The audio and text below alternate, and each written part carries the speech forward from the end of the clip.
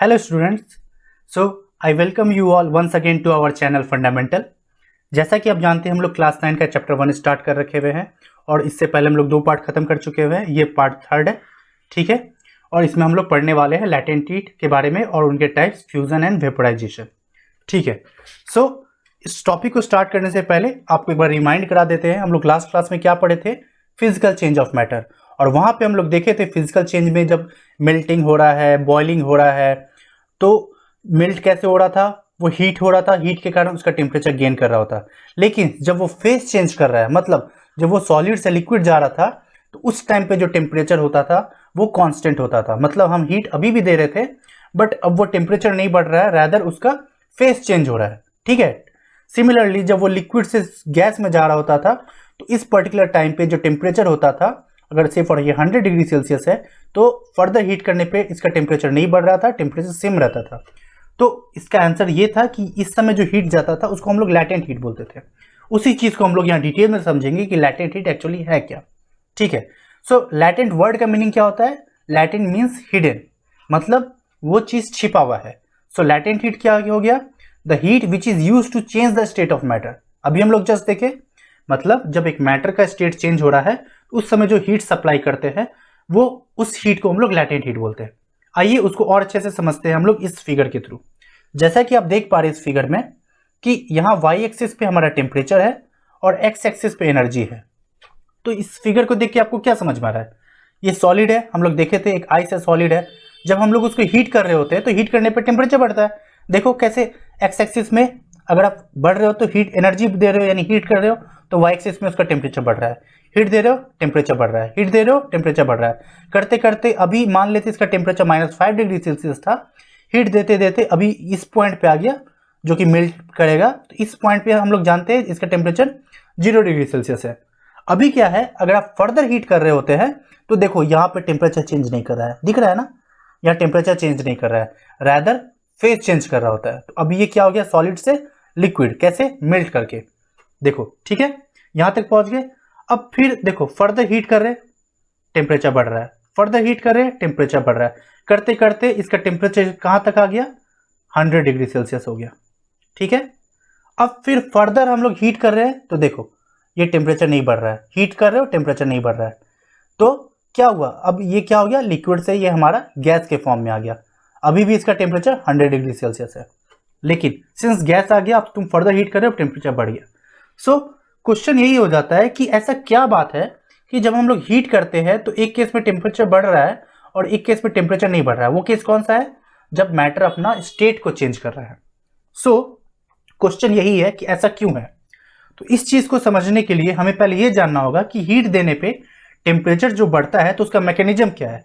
ऐसा क्या हो रहा होता है कि मैटर के अंदर कि हीट देने के कारण उसका टेम्परेचर बढ़ रहा है। अगर हम लोग उस चीज का आंसर ढूंढ लेंगे तो हमारे लिए ये एक्सप्लेन करना इजी रहेगा कि जब फेज चेंज कर रहा होता है तो उस समय हीट देने से टेम्परेचर नहीं बढ़ता है, ठीक है। सो मैकेनिज्म पे आने से पहले हम लोग अब इस चीज को समझ लेते हैं।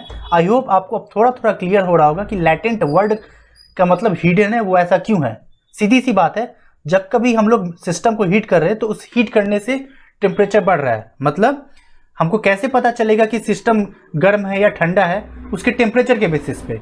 सिंस जब फेज चेंज कर रहा है, इस केस में जब फेज चेंज कर रहा है, ठीक है, तो इस केस में टेम्परेचर नहीं बढ़ रहा है बट अभी भी वो हीट को यूज कर रहा है बट हमें वो दिख नहीं रहा है। इस कारण वो हीट हम उसको हीट को बोलते हैं लैटेंट हीट। समझ में आया? सिमिलरली इस केस में भी अभी भी वो हीट यूज कर रहा है बट वो टेम्परेचर के फॉर्म में हमें नहीं दिख रहा है, इसलिए वो हीट छिपा हुआ है अगेन, इसलिए ये लैटेंट है यानी हिडन है। समझ में आया? लैटेंट ही क्यों बोलते हैं? क्योंकि लैटेंट का मतलब हिडन होता है। आइए अब मैकेनिज्म को समझते हैं कि हीट देने पे जो टेम्परेचर बढ़ता है तो ऐसा पार्टिकल के अंदर क्या हो रहा होता है। देखो ये सॉलिड है आइस, अभी ये -5 डिग्री सेल्सियस पे है, तुम इसको हीट किए, टेम्परेचर बढ़ा, जैसा हम लोग जानते हैं बढ़ता है। अब ये हो गया -2 डिग्री सेल्सियस पे। अब तुम फर्दर हीट किए, -2 से ये कितना पे आ गया, अब 0 डिग्री सेल्सियस पे हो गया। मतलब हीट देने पर टेम्परेचर तो बढ़ रहा है, ये हमें साफ साफ दिख रहा है। लेकिन क्या आपको कुछ दिख रहा है ध्यान से कि पार्टिकल्स ये जो है इसमें कुछ चेंज आपको नजर आ रहा है? देखिए ध्यान से, जब ये -5 डिग्री सेल्सियस पे है तो ये पार्टिकल्स कितना धीरे धीरे धीरे धीरे वाइब्रेट कर रहा है। हम लोग देखे थे कि वीडियो 1 में कि सॉलिड के केस में पार्टिकल का अरेंजमेंट कैसे होता है, लिक्विड का कैसे होता है और गैस का कैसे होता है। ठीक है, तो सॉलिड के केस में पार्टिकल्स अपनी मीन पोजीशन पे वाइब्रेट कर रहे होते हैं, हम लोग सब देखे हैं। तो देखिए यहाँ पे क्या है, धीरे धीरे वाइब्रेट कर रहा है। जैसे ही हम लोग हीट बढ़ाए तो टेम्परेचर बढ़ा, तो हाइयर टेम्परेचर पे इसके वाइब्रेशन का रेट बढ़ गया है। ठीक है, और हाइयर टेम्परेचर पे इसका रेट और बढ़ गया है। तो हमें क्या समझ में आ रहा है, टेम्परेचर बढ़ने के कारण उस पार्टिकल का काइनेटिक एनर्जी चेंज हो रहा है। मतलब कॉन्सेप्ट क्या हुआ, कॉन्सेप्ट नंबर 1, जब कभी आप सिस्टम को हीट कर रहे हैं तो हीट करने से पार्टिकल का काइनेटिक एनर्जी बढ़ता है, और अगर काइनेटिक एनर्जी बढ़ रहा है तो वही रिफ्लेक्ट होता है कि उसका टेम्परेचर बढ़ रहा है। समझ में आ गया पहला कॉन्सेप्ट। दूसरा, अगर हीट देने पे काइनेटिक एनर्जी नहीं बढ़ रहा है, यानी टेम्परेचर नहीं बढ़ रहा है, तो हो क्या रहा है। अब आप ध्यान से देखिए, इस सेकेंड केस में जब ये 0 डिग्री वाटर से 0 डिग्री आइस से 0 डिग्री वाटर बन रहा है, तो आप देखो पार्टिकल कैसे हो गया, पार्टिकल्स पास पास थे, अब पार्टिकल्स थोड़े दूर दूर हो गए।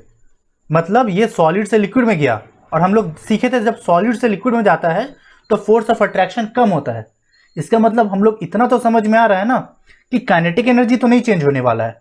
मतलब हो क्या रहा है, पार्टिकल्स दूर दूर हो गए, और दूर दूर होने के लिए उसको क्या करना होगा, अपने बीच का फोर्स ऑफ अट्रैक्शन को ओवरकम करना पड़ेगा, उसको तोड़ना होगा।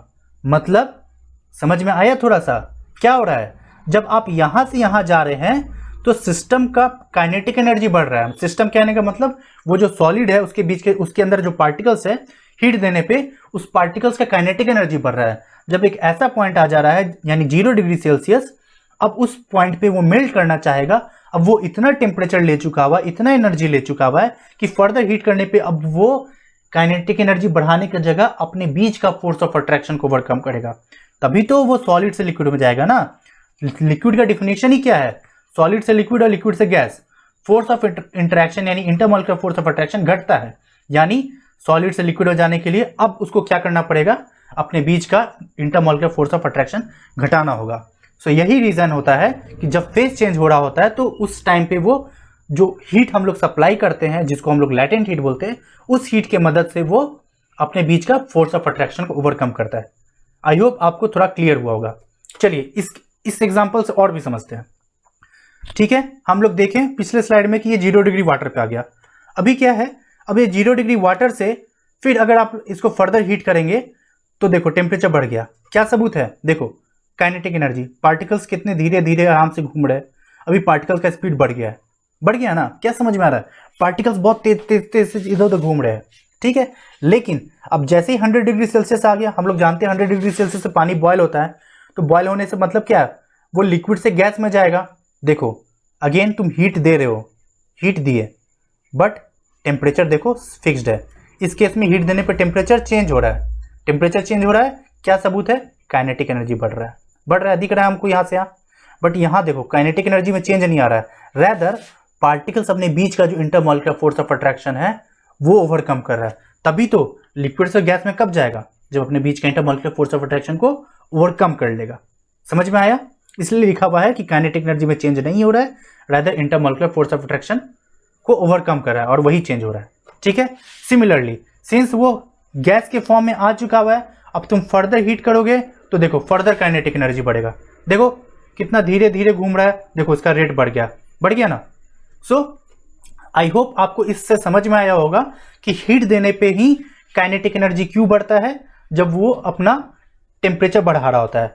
ठीक है, सो ओवरऑल ये 2 पॉइंट है जो हम लोग आज के इस क्लास में सीखें कि जब कभी किसी सिस्टम को हम हीट करते हैं तो उसका काइनेटिक एनर्जी बढ़ता है, और काइनेटिक एनर्जी बढ़ता है तो टेम्परेचर बढ़ता है।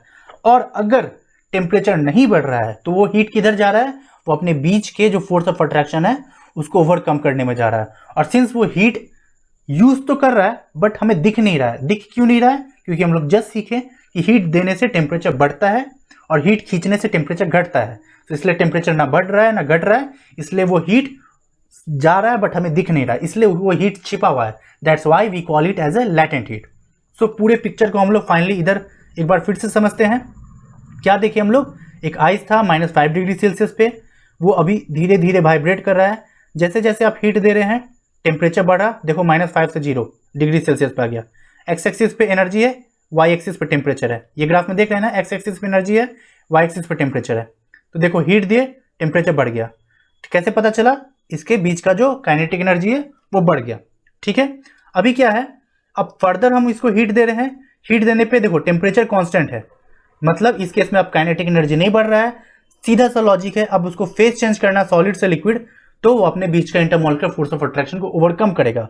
ठीक है, फिर जैसे ही ये लिक्विड बन गया, फर्दर हम इसको हीट कर रहे हैं, हीट करने पे देखो इसका टेम्परेचर बढ़ गया। कैसे पता चल रहा है, यहाँ जो काइनेटिक एनर्जी और इस केस में जो काइनेटिक एनर्जी है वो चेंज कर गया, ये तेजी से अब घूम रहा है, हिल डुल रहा है। ठीक है, ये अब मेरा लिक्विड आ गया 100 डिग्री सेल्सियस पे। अब हम लोग देखे थे कि 100 डिग्री सेल्सियस पे पानी बॉयल करता है, मतलब ये लिक्विड से ये गैस में जाएगा। सिंस गैस में जा रहा है मतलब ये फर्दर हीट को यूज करेगा, बट सिंस अब हीट को यूज कर रहा है और टेम्परेचर चेंज नहीं कर रहा है, तो हो क्या रहा है, अपने बीच के इंटरमॉलिक्यूलर फोर्स ऑफ अट्रैक्शन को ओवरकम करेगा। कैसे बोल पा रहे हैं, देखो पार्टिकल्स के बीच का डिस्टेंस बढ़ गया ना, हमें दिख रहा है। ठीक है, जैसे ही ये गैस के फॉर्म में आ गया, अब इसको तुम फर्दर हीट दोगे तो देखो टेम्परेचर बढ़ रहा है। सो ओवरऑल कॉन्सेप्ट क्या समझ में आया, जब कभी हम हीट दे रहे हैं तो हीट देने से टेम्परेचर बढ़ रहा है, और मैकेनिज्म क्या सीखे, पार्टिकल्स का काइनेटिक एनर्जी बढ़ रहा है। यही कारण होता है कि किसी भी सब्सटेंस को हीट करने पे वो टेम्परेचर बढ़ता है, यानी गर्म होता है। ठीक है, लेकिन जब फेस चेंज कर रहा होता है तो हीट देने पे क्या होता है, टेम्परेचर कांस्टेंट रहता है। क्यों, क्योंकि अब वो उस एनर्जी को यूज करके अपने बीच का जो इंटरमॉलिक्यूलर फोर्स ऑफ अट्रैक्शन है वो उसको ओवरकम करेगा। तभी तो एक पार्टिकल, एक मैटर सॉलिड से लिक्विड और लिक्विड से गैस में जाएगा, यही तो इसका डेफिनेशन भी होता है ना। ठीक है, समझ में आया। ठीक है, तो यही चीज था लैटेंट हीट। ठीक है, अभी क्या है, अब इसके हम टाइप्स पढ़ते हैं। टाइप्स में क्या होता है, latent heat of fusion and latent heat of vaporisation. देखो कुछ नहीं है, बहुत आसान है, हम लोग लैटेंट हीट का मीनिंग समझ गए। लैटेंट हीट मतलब ऐसा हीट जो कि सप्लाई करने पे फेस चेंज में हेल्प कर रहा है। जब वो फेस चेंज, ये सॉलिड है लिक्विड है, मतलब मेल्ट कर रहा है, सॉलिड से लिक्विड में जा रहा है, और हम लोग देखे थे, सीखे थे वीडियो 2 में कि उस टाइम पे हम लोग बोलते हैं ये फ्यूज कर रहा है, फ्यूजन कर रहा है या मेल्ट कर रहा है। So the heat involve in melting और fusion of solid to liquid is known as latent heat. देखो वही है, the heat which is going into ice but not increasing its temperature, rather required to change the state of matter from solid to liquid। वही सारा चीज लिखा है जो अभी तक हम लोग पढ़े, तो इसको बोलते हैं लैटेंट हीट ऑफ फ्यूजन। वही अगर ये वेपोराइजेशन के केस में जाएगा, मतलब लिक्विड से गैस के टाइम पे वो अगर हीट यूज हो रहा है, तो उस लैटेंट हीट को हम लोग बोलेंगे लैटेंट हीट ऑफ वेपोराइजेशन। ठीक है, बस आपके लिए एक डेटा दे रखा हुआ है कि जब एक आइस जब फ्यूज कर रहा होता है तो उसको इतना एनर्जी चाहिए, मतलब वो इतना एनर्जी एब्जॉर्ब करेगा। अब इस चीज को समझने के लिए आप एक चीज समझिए, हम लोग क्या सीखे थे सेकंड वीडियो में, जब कोई भी मैटर में फेस चेंज होता है तो सॉलिड से लिक्विड और लिक्विड से गैस कब जाता है, जब वो हीट गेन कर रहा होता है।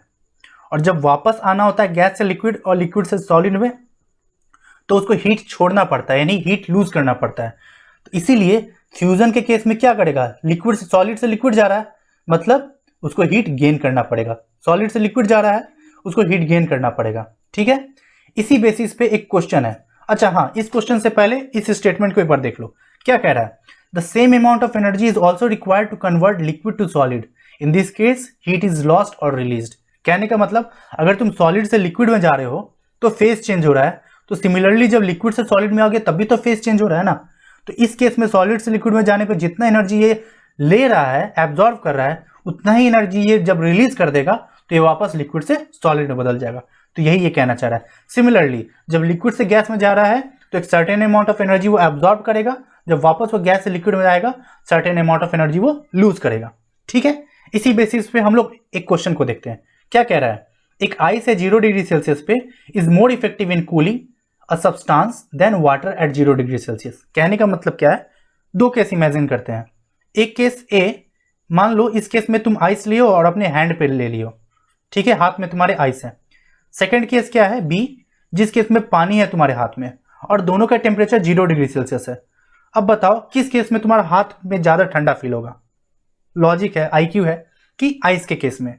अब इसका आंसर क्या हो सकता है, सोचो, लैटेंट हीट। कैसे, हम लोग जस्ट देखे कि आइस सॉलिड होता है और वो मेल्ट कर जाता है 0 डिग्री सेल्सियस पे, तो मेल्ट करने के लिए उसको एनर्जी चाहिए, एनर्जी उसको कहीं ना से कहीं तो चाहिए ना। सिंस तुम्हारे हाथ में आइस है तो एनर्जी तुम्हारे हाथ से एब्जॉर्ब करता है, हाथ से एनर्जी गेन करता है, तो वही लैटेंट हीट वो तुम्हारे हाथ से ले रहा है, और सिंस तुम्हारे हाथ से एनर्जी जा रहा है इसलिए तो हमारे हाथ में ठंडा ठंडा फील होता है। इसलिए कह रहा है कि ice eight 0 degree Celsius is more effective in cooling.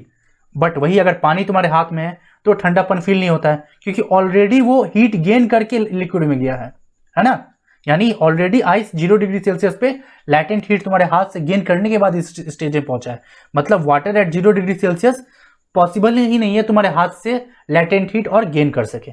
ठीक है, समझ में आया? चलो नेक्स्ट क्वेश्चन क्या है कि steam eight 100 degree Celsius is better than boiling water at 100 degree Celsius for heating purpose. ठीक है, अब इस केस में क्या कहना चाह रहा है?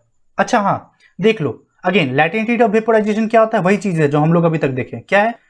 टेम्परेचर बढ़ेगा नहीं, जब एक फेज चेंज हो रहा है वाटर टू गैस उसका वैल्यू इतना होता है। सिमिलरली जो लिक्विड से गैस में जा रहा है और गैस से वापस लिक्विड में आ रहा है तो दोनों केस में वैल्यू इतना ही रहेगा। वही चीज है, वही चीज यहाँ लिखा है, आप इसको देख के पढ़ सकते हैं आराम से। तो इस क्वेश्चन पे हम लोग आ रहे हैं। अब यहाँ ये क्या कहना चाह रहा है, एक मेरा वाटर है, ठीक है, वाटर है, ठीक है, तो वाटर का टेम्परेचर अभी 100 डिग्री सेल्सियस है, केस ए, और एक स्टीम है, इसका भी टेम्परेचर 100 डिग्री सेल्सियस है। तो क्वेश्चन है किस केस में अगर हम उसको छुएंगे तो हमारा हाथ ज्यादा जल जाएगा, मतलब कौन सा केस में हीटिंग ज्यादा करेगा। अब सीधी सी बात, अगेन सोचो, ये लिक्विड है, ये गैस है, अगेन कुछ नहीं, हमें देखना है कि किसके पास ज्यादा हीट है। ठीक है, सॉरी, ठीक है, देखो ये लिक्विड है, ये गैस है। अभी क्या है कि सिंस लिक्विड से गैस जाने के लिए हम क्या देखे थे, उसको एनर्जी चाहिए, लैटेंट हीट चाहिए। देख रहे हो, यहां से यहां जाने के लिए उसको लैटेंट हीट चाहिए। सो इट मींस ये गैस के पास एनर्जी ज्यादा है। देखो एक्स एक्सिस पे ये एनर्जी है और एक ये एनर्जी है। ये लिक्विड के पास यहाँ एनर्जी इतना है और गैस के पास इतना एनर्जी, ऑब्वियसली गैस के पास एनर्जी ज्यादा है। मतलब ये जो गैस के पास है वो लैटेंट हीट एनर्जी है, मतलब जितना एनर्जी लिक्विड है गैस के प्लस वो लिक्विड प्लस वो लैटेंट हीट, देन वो गैस बना, तभी तो गैस बना।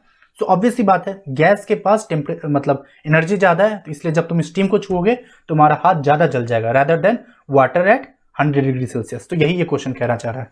सो ठीक है, सो आज की क्लास में हम लोग बस इतना ही पे रखते हैं। सो पूरा टॉपिक बस यही था कि लैटेंट हीट क्या होता है, लैटेंट हीट को हम लोग लैटेंट हीट ही क्यों बोलते हैं, उसका लिटरल मीनिंग था कि लैटेंट का मतलब होता है हिडन।